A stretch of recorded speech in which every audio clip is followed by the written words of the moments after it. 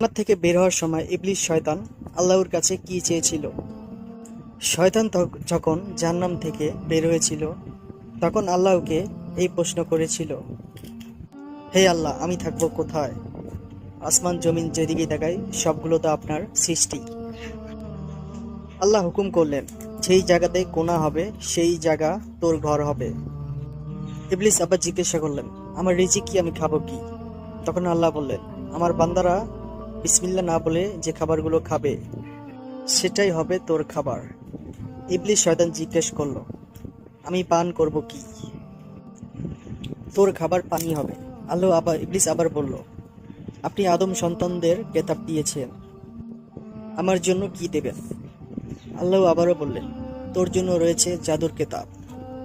ইবলিস শয়তান শেষবারের মতন বলল এবং আল্লাহকে জিজ্ঞেস করলো, আপনি আদম সন্তানদের সিজদা